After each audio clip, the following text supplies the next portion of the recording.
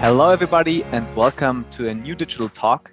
Today, we are joined by Wolfgang. He is our change management expert and digital adoption lead at PwC Germany, and we are very happy that he's here with us today. Hi, Wolfgang. Hi, Felix. Happy to be here. Great. So, Wolfgang, we want to talk today about change management in HR. I learned that this is one of your favorite topics, right? Hence, we are also talking today. And we want to explore different angles of this topic from how do you do change management? Why is it important? What's a good way of doing change management? And then also kind of seeing what are some best practices around it. So why don't we start? You claim that when it comes to digital transformation, it is never only about technology. It requires a broader level of change. And you at PwC, you identified 3 areas of change. One is the organizational change, the technological change, and the mindset change. So why don't you build a little bit on that, what these areas of change are and why they are important? Mm-hmm. Absolutely, yes.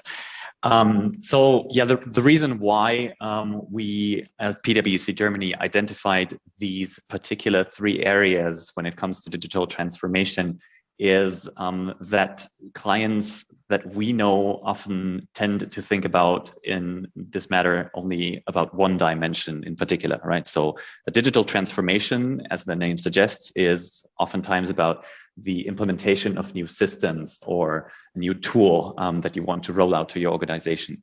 And that, however, is only one dimension of a digital transformation, which is the technological aspect that you mentioned before, right? This is what clients mostly focus on because it's also the goal that you as a project responsible have to pursue and that you have to report to executive management about, right? It's a fixed go live date. You have to go live at date XYZ. And hence all you focus on is to get the system live as well and as quickly as possible. So while that is, of course, the ultimate goal, and while it should have this kind of importance in a client's mind, we at PwC recognize that the technological aspect of change is just one of these 3 components that you mentioned before.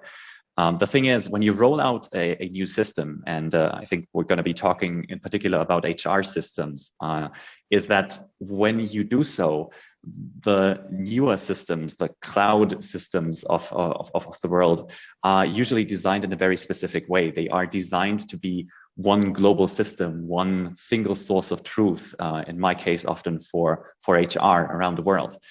The problem with that is when you implement a system that has this specific, very unifying goal in mind, is that when it meets organizations that are often very fragmented and very siloed on a country basis, for example, is that the system oftentimes doesn't fit the operating system that they are implemented upon.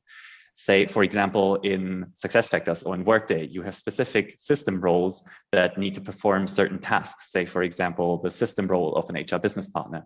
However, if different countries in a company have different understandings of what the area of responsibility of an HR business partner is, that kind of clashes with the responsibilities that people have to take up in the system. And hence it makes sense to think about digital transformation in a second dimension than the technological one, which is the organizational part, right? You have to establish an organization, an operating model that fits with the new system that you're implementing. Otherwise, there are going to be some inevitable clashes. So that's the second dimension. So organizational and technological aspect. The 2 are very intertwined, and what we see with clients is that they, more often than not, they recognize the technological components, and many clients are also picking up on the organizational part pretty quickly because the system oftentimes fails to be implemented correctly when the organizational part is not regarded. However, there is a third aspect, that's the third one that you mentioned before, and that's the mindset aspect. The problem that we see with digital transformation as a whole, but specifically in HR transformations, is that whenever you impose changes on an organization, be they of technological or of organizational nature, is that whenever you impose those changes of people on people without telling them in advance and without enabling them in a way of accepting them or engaging with new systems, roles, and processes, is that this sparks resistance in organizations naturally. If something gets kind of slapped on top of your head and you don't really know what it is and you don't really know how to engage with it, how can people expect of you that you start using it just like that? And that's the mindset component. In HR transformations, some very noteworthy examples are that, for example, for a business community, responsibilities start to increase drastically in a matter of months, right? Suddenly managers have to kick off processes in the system that previously were done by their HR business partners. And at the same time, the HR organization has to kind of cope with the loss, the perceived loss of those responsibilities, and with the fear of being redundant and potentially being replaced as a part of a new HR operating model. So once again, 3 dimensions: organizational, technological, and mindset aspect. And at PwC Germany, we even structured our people and organization capability to reflect these 3 aspects. So our offering to client essentially considers all the 3 dimensions, and that kind of, that's our core offering to the market. And I want to say our clients appreciate that very much. Yeah, I think it's interesting that you've kind of split up this digital transformation to into these 3 pieces, because oftentimes it's not very clear what transformation entails, and I think like this it's very, very clear on also what organizations need to do. I'm interested though, what is the most challenging part for organizations? Like, which one of these 3 is like the hardest for organizations to do and to adapt? Mm-hmm. So, like I said before, right, since all these 3 dimensions are very heavily intertwined, it's very hard to single out one particular one that is the most important one, that without it all others fail. Of course, if you fail to consider the technological aspect, you're going to be ending up with a system that is not fit for purpose, right? You have to have some certain technological expertise, some certain rigidity around your system so that it's set up in a way that it reflects your organization correctly, and that the tasks that have to be migrated into it, the processes that have to be migrated into it, are properly migrated in a way that people can easily understand them. At the same time, obviously, organizational, of course, you can try and implement your system onto a very fragmented organization, but it's going to be increasingly harder when you do so. If, like I said before, you implement a system for an HRBP, right, for an HR business partner, with one clear-cut responsibility for the global role, but the global role of HRBP doesn't exist in the first place, then of course it's kind of possible for local organization to adapt to that, to kind of find their way around that in the system. But more often than not, you're going to end up with more complexity in the local organizations, and therefore more added work than they had before with their old system.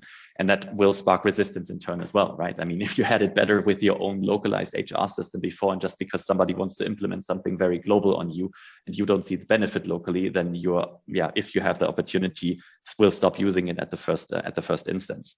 And then the mindset component, of course, what we have to admit, and that's kind of like the fallacy of change management, kind of like the fallacy of my profession. Change management is very hard to grasp, right? The benefits and the actual effect of change management usually tends to be very hard to measure. But what I always try to tell my clients whenever they confront this particular topic is, would you like to have somebody put a new computer in your house without any explanation whatsoever, and you just have to work from that computer starting tomorrow morning? Is that something that you would like to experience? And of course, the client at that particular point will say, no, I would need an explanation. I would need a manual on how to use it. And actually, why did nobody tell me about this in the first place?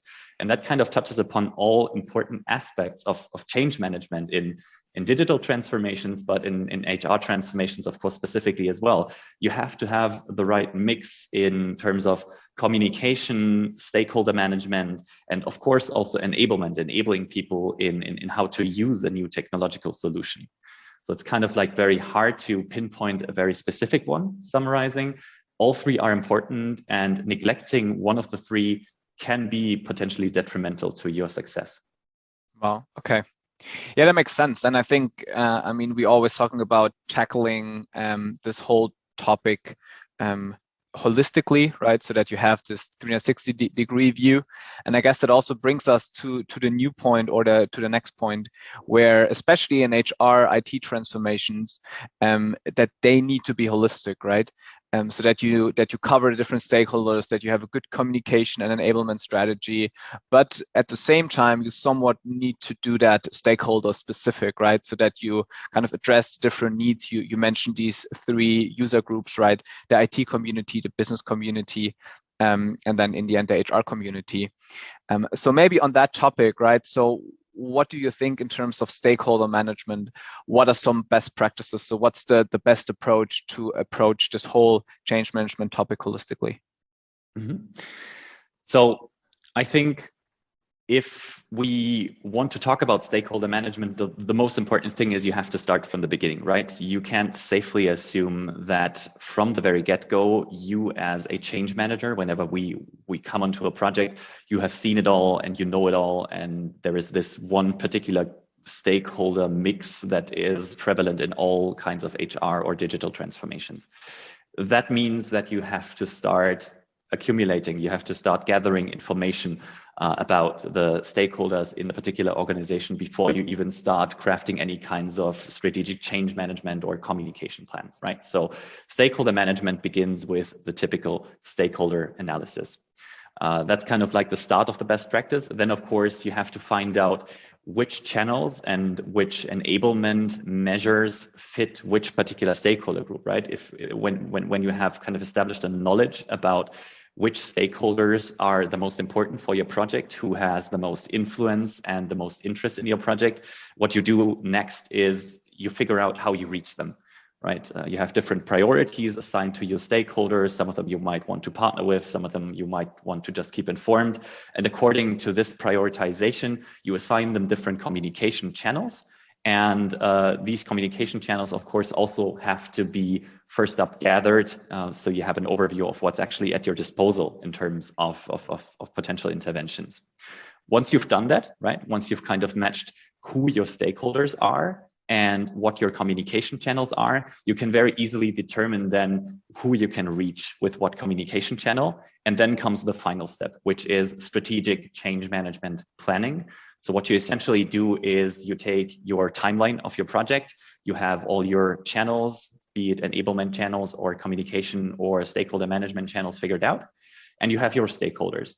Meaning you can then assign specific interventions in terms of communication or enablement to your stakeholders over time, and thereby adjust the frequency in which you reach out to them, and kind of like the storyline, we call that the change journey, right? The journey that each of these stakeholders undertakes within this particular digital transformation, right? You might want to start them off with some information at the very beginning. You might want to get into a few more details later on. And then at the very end, you might want to train them. You might want to enable them via different measures. So is that what you also mean then by making it people-centric, right? Having this individual journey for each of the groups, or is there anything else to it? I think you have a specific approach for that even at PwC, is that right? Exactly, yes. So our change management approach, like you just said, is called the PCCA, or People-Centric Change Approach. For me, to be honest, two things about this approach are very important, right? So the first thing is obviously in the name, people-centric. Change management in kind of like recent history has evolved in a way that it is not really done on an organizational level with kind of like this approach of just, handing out communication leaflets or whatever into an organization, hoping to reach everybody without ever having considered whether you've actually struck the right channel for the right audience. It, in my mind, has evolved in a way that we've become, like you said, more stakeholder specific. And that's rightfully so, right? For a manager in a business unit, it might be much more ample to be communicated to via an emotional video, while, for example, for an HR business partner in an HR transformation, a video is simply not sufficient. It doesn't offer the necessary depth of information that they need in order to get engaged with the transformation and also kind of like act as a change agent, as a multiplicator to others. So everybody needs kind of like a different level of engagement, and a different level of engagement means different change management measures. And this is why our change management approach is called the people-centric approach. We want to keep the people at the middle. The second thing that's really important about the people-centric change approach is that, in contrast to other very popular change management frameworks, it is a continuum. What do I mean by a continuum? The people-centric change approach essentially is picking up on the idea that change management is never really finished and should be an iterative process. The people-centric change approach essentially, goes back and forth between two different stages: change diagnostics, determining why people should change with specific measures, like I said before, stakeholder analyses and these types of things, and then change facilitation, basing off of the results that the change diagnostics have given us. But then the beautiful thing about that, and that's why I really like this continuous aspect of the people-centric change approach, we kind of dial back to change diagnostics. We don't just complete one loop and then be done with it, but it's actually an oscillation between change diagnostics and implementing change facilitation, then diagnosticizing what you've just implemented, whether it was successful, and then adapting your approach, your change facilitation as a result. And this approach kind of also fits very well and much better than the older change management approaches with contemporary project management approaches like agile setups and these kinds of things. That's also why we have been very successful with this approach in particular. Right. Yeah, I also like this connection back to the project management, right? Because this has to go hand in hand to have this project and change management. So I think it's it's very, very forward thinking.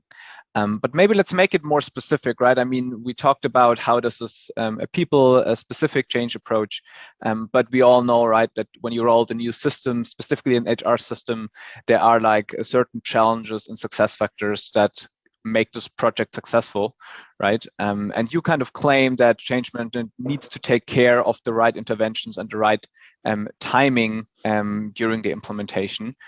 So let's maybe focus on that and kind of first dive into the topic. So what are some common challenges and success factors that you see when rolling out HR systems? Mm-hmm. Yes. So in essence, and that's a question that we get quite frequently, right? Our clients typically want to know firsthand what are the challenges, not only for change management, but also in general for HR rollouts. So the question's not new. The answer was pretty much in the things that we've been discussing previously as well, kind of hidden in there already. We need to look at specific challenges from a stakeholder perspective.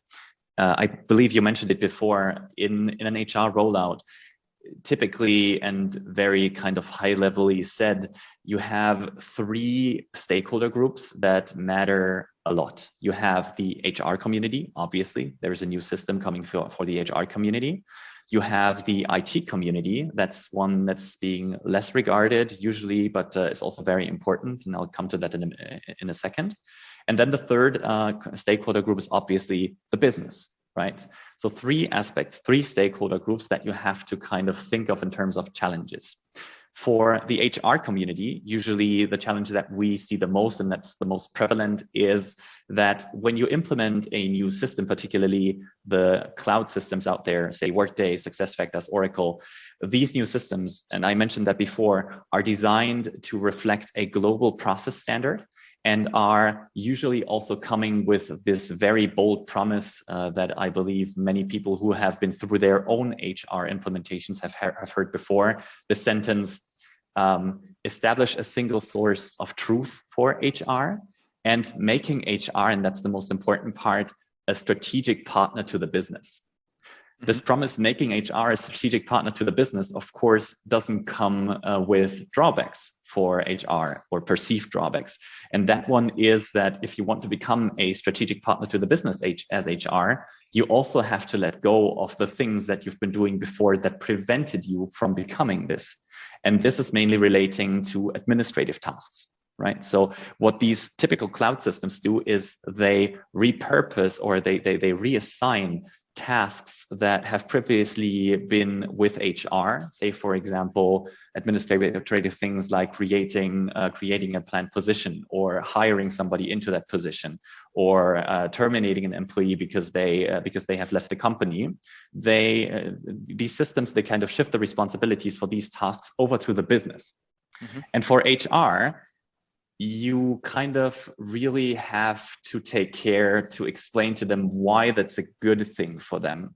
Yeah, because inevitably HR admins, for example, they will feel like responsibilities are taken away from them.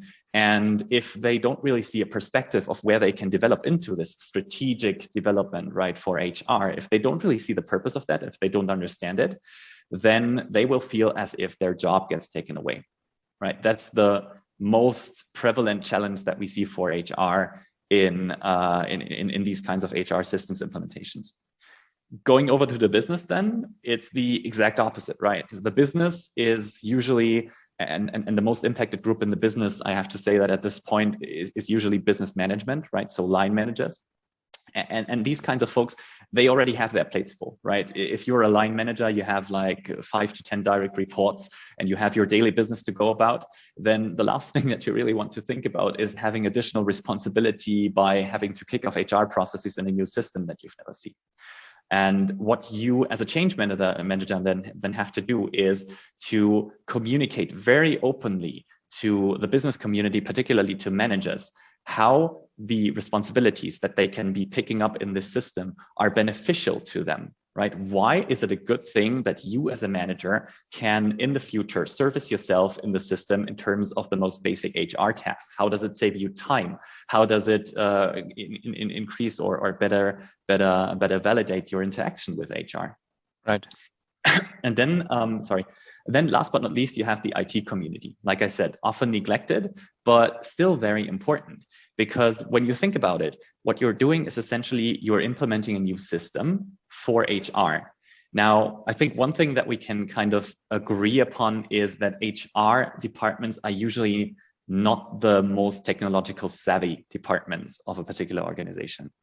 And there we usually see this kind of divide between responsibilities. What kind of responsibilities have to stay within IT when you implement this new system? What kind of responsibilities stay within HR?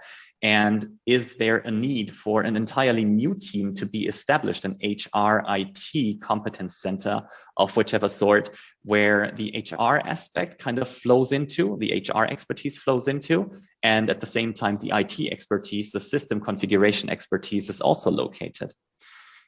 And this kind of like also goes to show that there are these three stakeholder groups. There is HR, IT, the business, and they have individual challenges. But the real issue is that these groups also intersect with their individual challenges. Yeah, like I said, HR and IT have to kind of fight it out between themselves. Who will take up what responsibility? And HR and the business have to kind of cope with the fact that someone is losing responsibility, the other one is gaining responsibility. Right.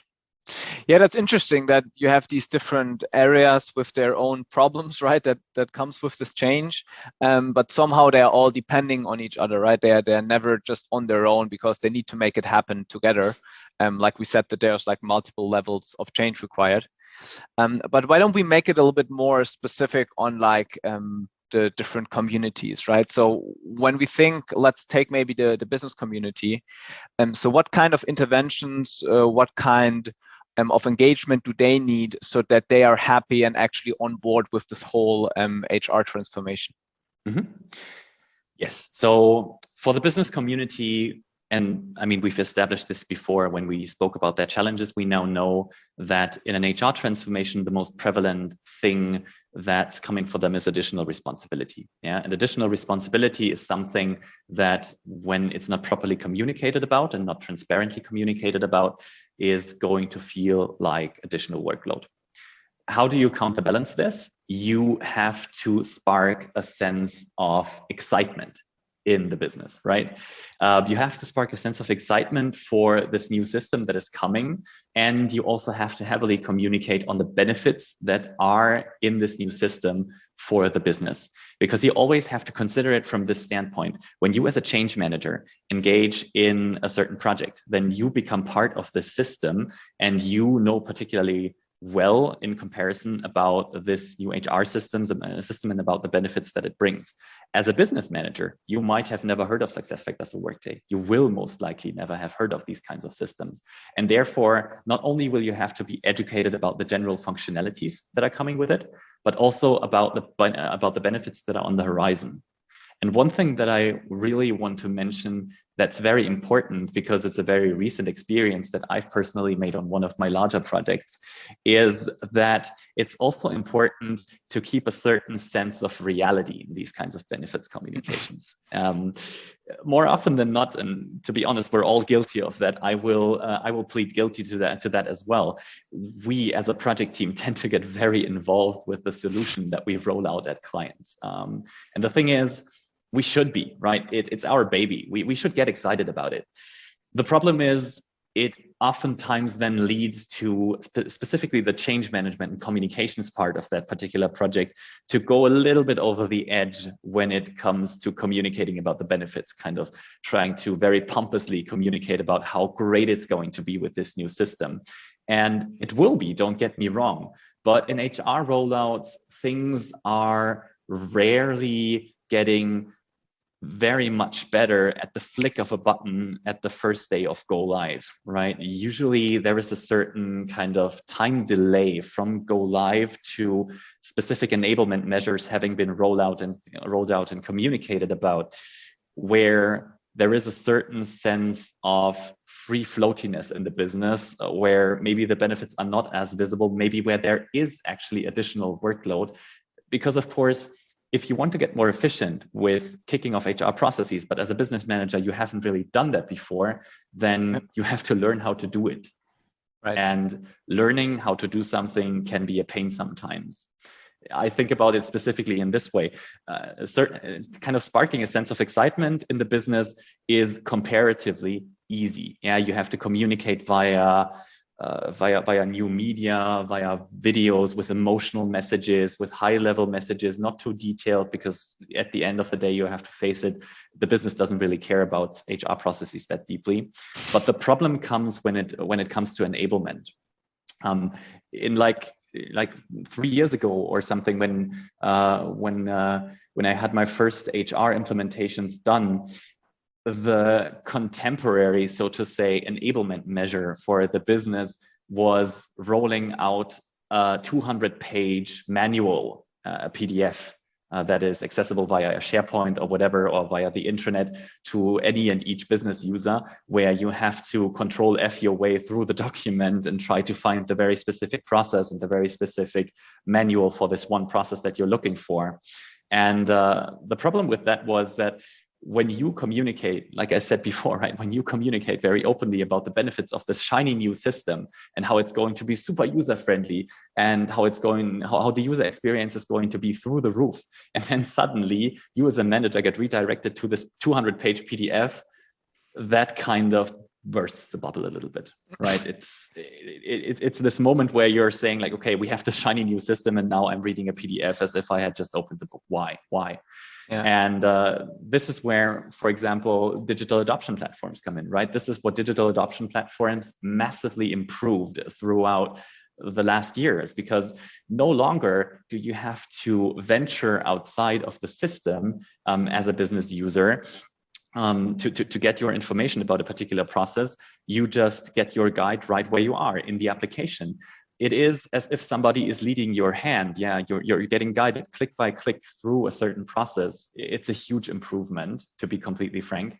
And it's an improvement that we gladly recommend to clients, also because of the fact that other enablement measures are usually much more costly, right? Say, for example, you would be rolling out e-learnings to the entirety of the business community. E-learnings can be very costly and are very, very, very hard to maintain, essentially. Cloud systems get updated frequently. Right. That same problem gets I mean, not completely eliminated, but definitely significantly eased with the use of digital adoption platforms. So that's kind of like the mix that you need for the business community, right? Summarizing, you have to spark some excitement with your communication measures. You don't have to go too deep with your level of information. And for your enablement, you have to kind of think about one, user experience, and two, how to get an enablement measure to a very large audience, and how to get it to them at the right point in time, how to give it to them exactly when they need it and in the most empathetic way possible. Right. Thank you, yeah, for this breakdown. I guess that was very helpful also for our viewers, right? And Wolfgang, really, like 30 minutes flew by like that, right? And I don't want you to give away too much of free consulting, right? So I would say, we leave the HR and the IT part, and maybe to another conversation, right? Or if people want to get in touch with you directly, they can do so to learn more about that. So what's the best way to reach out to you, Wolfgang? I think the best way to reach out to me personally is always via email or phone. I think the most interesting way to engage with PwC, specifically with our department, change management and digital enablement, is we have recently published a point of view or expert insight on digital adoption platforms and digital adoption vendors. Read it through. It's really short. It's really to the point. It features user lane. And there's also all the contact details on there that you need. Okay, perfect. No, I guess it makes sense. We just link that like in the show notes, right? I always want to say that. So we have that. So thank you very much, Wolfgang. It was super insightful. I guess we learned that change management is super important for any IT transformation or digital transformation, specifically for HR transformations, as it entails many different user groups that have different interests and different challenges and success factors to really make it a successful transformation. And I guess we learned it needs to be holistic. It needs to cover all stakeholder groups. It needs to be tailored to these groups. And then, you're on your way to having a successful digital transformation. So thank you, Wolfgang, again. And we see you next time.